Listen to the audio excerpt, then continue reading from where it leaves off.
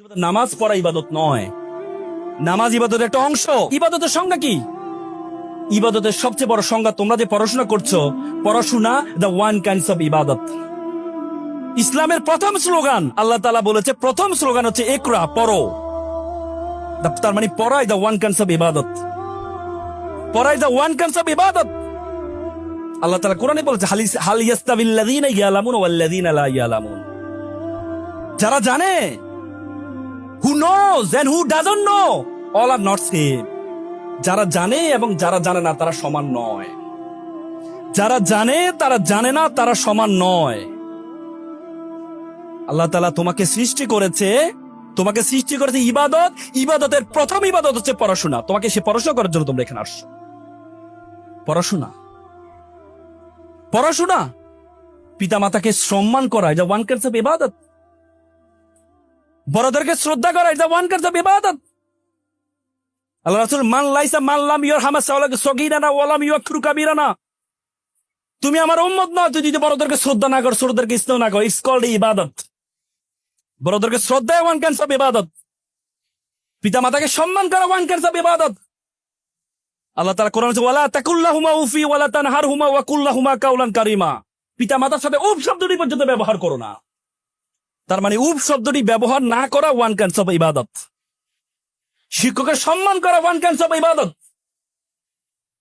সে ইবাদতের করার জন্য তোমাকে পাঠিয়েছে। শুধুমাত্র নামাজ পড়া ইবাদত নয়।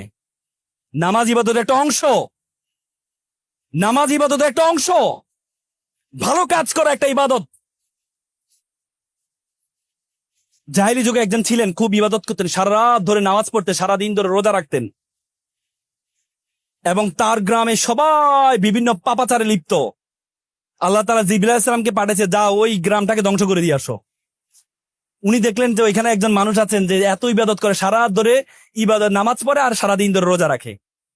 আল্লাহর কাছে গেলে জিবরাইল আল্লাহর কাছে, ইয়া আল্লাহ, আপনি তো বলেছেন ভালো একজন মানুষ থাকলেও আপনি সেই গ্রাম ধ্বংস করবেন না, কিন্তু এখানে তো একটা ভালো মানুষ আছে, সে সারা রাত ধরে আপনার নামাজ পড়ে, সারাদিন ধরে রোজা রাখে। আল্লাহ তাআলা বলছে আমি তার কারণে জাতিটাকে ধ্বংস করছি, কারণ তাকে আমি নামাজ পড়ার জন্য, রোজা রাখার জন্য পাঠাই নাই। আমি তাকে বলেছি নামাজ পড়ো, তারপরে বের হয়ে যাও। উখরিজাত লিন-নাস, মানুষের কল্যাণ করার জন্য পাঠিয়েছি, তাকে বসে বসে ইবাদত করার জন্য আমি পাঠাই নাই। তার মানে শুধু নামাজ পড়াও ইবাদত অংশ নয়।